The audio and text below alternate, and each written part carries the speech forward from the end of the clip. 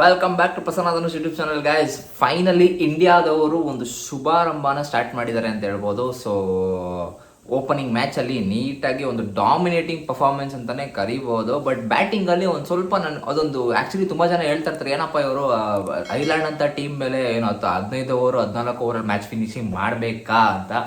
S, actually ಅದಕ್ಕೊಂದು reason ಇತ್ತು.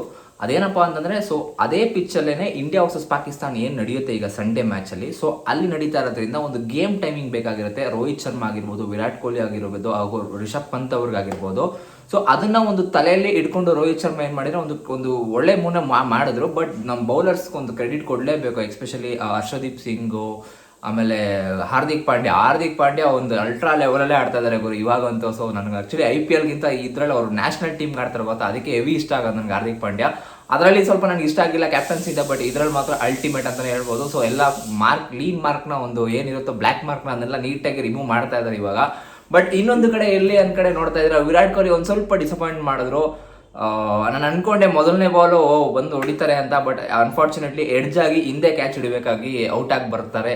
So ಒಂದು ಸ್ವಲ್ಪ ಡಿಸಪಾಯಿಂಟ್ಮೆಂಟ್ ಆಯಿತು, ಏನಪ್ಪ ವಿರಾಟ್ ಕೊಹ್ಲಿ ಬೇಗ ಔಟ್ ಆಗಿಬಿಡ್ರಲ್ಲ ಅಂತ. ಬಟ್ ಎನಿವೇಸ್ ಅದನ್ನ ನಮಗೆ ಫುಲ್ಫಿಲ್ ಮಾಡಿದ್ದು ರೋಹಿತ್ ಶರ್ಮಾ IPL ಫಾರ್ಮಲ್ಲೇ ಇಲ್ಲ, ಬಟ್ ಇಂಟರ್ನ್ಯಾಷನಲ್ ಅಂತ ಬಂತು ಅಂತಂದರೆ ಧೂಳು ಎಬ್ಬಿಸ್ಬಿಡ್ತಾರೆ ಗುರು, ಒಂಥರ ದಾದಾ ಅಂತಾನೆ ಹೇಳ್ಬೋದು. ಬಟ್ ಒಂದು ಕಡೆ ನೀವು ನೋಡ್ತಾ ಇದ್ರೆ ವಿರಾಟ್ ಕೊಹ್ಲಿ ಅವ್ರು ಏನು ಅನ್ಸಿರುತ್ತೆ ಗೊತ್ತಾ ಮನಸ್ಸಲ್ಲಿ, ಏನ್ ಗುರು ಇವರೆಲ್ಲ ಡಮ್ಮಿ ಟೀಮ್ಗಳು, ಇವ್ರ ಮೇಲೆಲ್ಲ ರನ್ ಸ್ಕೋರ್ ಮಾಡಬೇಕಾ, ನಾವು ಒಂಥರ ಜಿಂಬಾಬ್ವೆ ಪಾಕಿಸ್ತಾನ್ ಪ್ಲೇಯರ್ಗಳ ಥರ ಅಲ್ಲ, ನಾವು ಏನೇ ಇದ್ರು ಡೈರೆಕ್ಟಾಗಿ ಪಾಕಿಸ್ತಾನ ಮೇಲೆ ಹೊಡಿತೀವಿ, ಇಲ್ಲಾಂದ್ರೆ ನ್ಯೂಜಿಲೆಂಡ್ ಆಸ್ಟ್ರೇಲಿಯಾ ಟೀಮ್ ಮೇಲೆ ಹೊಡಿತೀವಿ ಅಂತ ಆ ಥರ ಕಾನ್ಫಿಡೆಂಟ್ ಇಟ್ಕೊಂಡಿರೋ ಹುಡುಗ ಅವರು.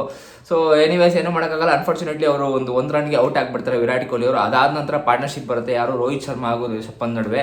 ಆ್ಯಂಡ್ ರಿಷಬ್ ಪಂತ್ ಗುರು ಲಾಸ್ಟ್ ಬಾಲ್ ಒಂದು ಫಿನಿಶಿಂಗ್ನ ನೋಟ್ ಕೊಡ್ತಾರೆ ಗೊತ್ತಾ, ಒಂದು ವಿನಿಂಗ್ ನೋಟ್ನ 6 ಹೊಡಿತಾರೆ, ಅದು ಹಿಂದೆ ತಿರ್ಕೊಂಡು ಹೀಗೆ ಫಾಸ್ಟ್ ಬಾಲರ್ಗೆ ಅಲ್ಟಿಮೇಟ್ ಅಂತ ಹೇಳ್ಬೋದು.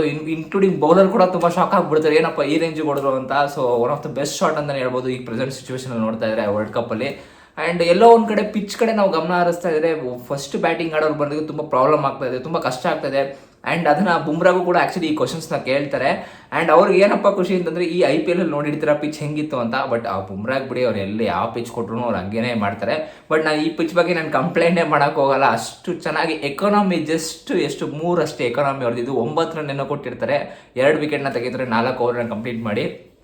ಸೊ ಅಲ್ಟಿಮೇಟ್ ಗುರು ಬುಮ್ರಾ ಮಾತ್ರ ಯಾವ್ದು ಗುರು ಅವ್ರದ್ದು ಒಂಥರ ಗೋಲ್ಡನ್ ಆರ್ಮ್ ಆಫ್ ಇಂಡಿಯಾ ಅಂತಲೇ ಹೇಳ್ಬೋದು. ಸೊ ಒಟ್ನಲ್ಲಿ ಟೋಟಲಿ ಓಲ್ ಟೀಮ್ ಪ್ಯಾಕೇಜ್ ಚೆನ್ನಾಗಿತ್ತು. ಬೌಲಿಂಗ್ ಎಸ್ಪೆಷಲಿ ನೀವು ಲೈಕ್ ಐರ್ಲೆಂಡ್ ಅವ್ರನ್ನ ಒಂದು 100 ರನ್ಸ್ ಏನಿರುತ್ತೋ ಅದು ಕಟ್ ಆಫ್ ಮಾಡಬೇಕಾಗಿತ್ತು, ಕಟ್ ಆಫ್ ಮಾಡಿ ಹಾಕಿದ್ವಿ. 100 ರನ್ಸ್ ರೀಚ್ ಮಾಡೋಕ್ಕೆ ಬಿಡಲಿಲ್ಲ ನಾವು, ಸ್ವಲ್ಪ ಇನ್ನೂ ಬೇಗನೆ ಔಟ್ ಮಾಡ್ಬೋದಾಯಿತು. ಬಟ್ ಎನಿವೇ ಸ್ವಲ್ಪ ಲೂಸ್ ರನ್ಸ್ನ ಲಾಸ್ಟಲ್ಲಿ ಬಂದು, ಬಟ್ ಆದ್ರೂ ಬುಮ್ರಾ ಅವ್ರು ಬಿಡಲಿಲ್ಲ. ಬುಮ್ರಾ ಒಂದು ಯಾರಕ್ಕಾರ ಹಾಕಿ ಒಂದು ಲಾಸ್ಟಲ್ಲಿ ಮ್ಯಾಚ್ನ ಖತಮ್ ಮಾಡಾಕ್ಬಿಡ್ತಾರೆ. ಸೊ ಒಟ್ನಲ್ಲಿ 98ಗೆ ಆಲ್ಔಟ್ ಆಗ್ತಾರೆ ಯಾರು, ಐರ್ಲೆಂಡ್ ಅವರು. ಅದನ್ನು ಚೇಸ್ ಮಾಡ್ತಾರೆ, ಮೊದಲನೇ ವಿಕೆಟ್ ನಮ್ಮದು ಬೇಗ ಬೀಳುತ್ತೆ, ಒಂದು ಅರೌಂಡ್ 5 to 6 ರನ್ಸ್ಗೆಲ್ಲ ಬಿದ್ದೋಗ್ಬಿಡುತ್ತೆ. ಬಟ್ ಅದಾದಮೇಲೆ ರಿಷಬ್ ಪಂತ್ ಹಾಗೂ ಇಬ್ಬರು ರೋಹಿತ್ ಶರ್ಮಾ ಸೇರಿಕೊಂಡು ಒಂದು ಒಳ್ಳೆ ಪಾರ್ಟ್ನರ್ಶಿಪ್ನ ಕಲೆ ಹಾಕಿ ಒಂದು ಅರೌಂಡ್ 14 ಓವರ್ಸಲ್ಲಿ ಮ್ಯಾಚ್ನ ಮುಗಿಸ್ತಾರೆ. ಸೊ ಒಟ್ನಲ್ಲಿ ಈಗ ಎಲ್ಲ ರೆಡಿ ಆಗಿದ್ದಾರೆ. ಒಟ್ನಲ್ಲಿ ಪಾಕಿಸ್ತಾನ ಮೇಲೆ ಒಂದು ಬಾಂಬ್ ಹಾಕ್ಬಿಡೋಣ ಅಂತ ರೆಡಿಯಾಗಿ ಕುತ್ಕೊಂಡು ಕಾಯ್ತಾ ಇರ್ತಾರೆ. ಬಟ್ ಎನಿವೇಸ್ ಗೈಸ್, ಒಂಥರ ಟೀಮ್ ಪರ್ಫಾರ್ಮೆನ್ಸ್ ಚೆನ್ನಾಗಿತ್ತು. ಬಟ್ ಎಲ್ಲೋ ಒಂದು ಕಡೆ ನಾನು ಅವಾಗಿಂದನೂ ನಿಮ್ಗೆ ಹೇಳ್ತಾ ಇದ್ದೆ, ಪಿಚ್ ಕಡೆ ಒಂದು ಸ್ವಲ್ಪ ಗಮನ ಕೊಡಬೇಕಾಗುತ್ತೆ. ಬಟ್ ಪಿಚ್ಚು ಯಾವ ಥರ ಇದೆ ಅಂತಂದರೆ ಯಾವುದೇ ಕಾರಣಕ್ಕೂ ಬ್ಯಾಟ್ಸ್ಮನ್ಸ್ಗಂತೂ ಹೆಲ್ಪ್ ಆಗೋದೇ ಇಲ್ಲ. ಸೊ ಇದನ್ನು ಗ್ಲೋಬಲ್ ಇವೆಂಟ್ ತೊಗೊಂಡೋಗ್ಬೇಕು ಅಂತ ತುಂಬ ಬೋರ್ ಮಾಡ್ತಾರೆ. ಇಲ್ಲ ಒಂದು ಕಡೆ ನನಗೂ ಆ್ಯಕ್ಚುಲಿ ಬೋರ್ ಆಗ್ತಿದೆ, ಯಾಕಂದರೆ ಸ್ಕೋರ್ಸ್ ಜಾಸ್ತಿ ಬರ್ತಲ್ಲ.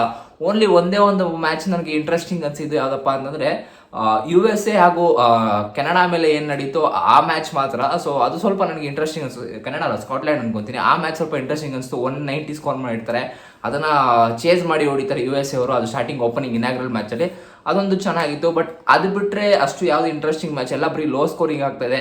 ನಾವು IPL 240 ಹೊಡೆದು ಬೇಜಾರಾಗಿತ್ತು. 240 ಬೇಡ ಗುರು, ನಮ್ಗೆ ಅಟ್ಲೀಸ್ಟ್ 190 200 ಆ ಥರ ಸ್ವಲ್ಪ ಬಂದರೆ ಅಮೆರಿಕನ್ ಪೀಪಲ್ಸ್ ಸ್ವಲ್ಪ ಎಂಜಾಯ್ ಮಾಡ್ತಾರೆ ಕ್ರಿಕೆಟ್ನ. ಇಲ್ಲ ಅಂತಂದರೆ ಡುಮ್ ಆಗಿಬಿಡ್ತಾರೆ ಅಷ್ಟೇ. ಸೊ ಗೈಸ್, ಒಟ್ನಲ್ಲಿ ನಿಮ್ಗೆ ಏನು ಅನಿಸುತ್ತೆ, ಇದು ಈ ಸತಿ ನಡೀತಾ ಇರೋದು ನಿಮಗೆ ಬೋರ್ ಅನ್ನಿಸ್ತಾ ಇದೆ ಇಲ್ವೋ ದಯವಿಟ್ಟು ಕಮೆಂಟ್ ಬಾಕ್ಸಲ್ಲಿ ತಿಳಿಸಿ. ಆ್ಯಂಡ್ ನನ್ನ ಪ್ರಕಾರ ನನಗೆ ಸ್ವಲ್ಪ ಬೋರ್ ಆಗ್ತದೆ ಆ್ಯಕ್ಚುಲಿ. ಏನಪ್ಪ ಅಂತಂದರೆ ಬಿಕಾಸ್ ನನಗೆ ಒಂದು ಮಿನಿಮಮ್ ಸ್ಕೋರ್ ಇರಬೇಕು, 180 190 170 ಅಟ್ಲೀಸ್ಟ್ 115 ಇರಬೇಕು. 115 ಹೊಡಿತಾ ಇಲ್ಲ 110 120 130 ಲಾಸ್ಟ್ ಆಗ್ತಾಯಿದೆ. ಸೊ ನಿಮ್ಗೆ ಅನಿಸುತ್ತೆ ದಯವಿಟ್ಟು ಕಮೆಂಟ್ ಬಾಕ್ಸಲ್ಲಿ ತಿಳಿಸಿ. ಸೊ ಗೈಸ್, ಇದಾಗಿತ್ತು ಇವತ್ತಿನ ವಿಡಿಯೋ. ನೆಕ್ಸ್ಟ್ ವಿಡಿಯೋಗಾಗಿ ವೆಯ್ಟ್ ಮಾಡ್ತಾರೆ. Until then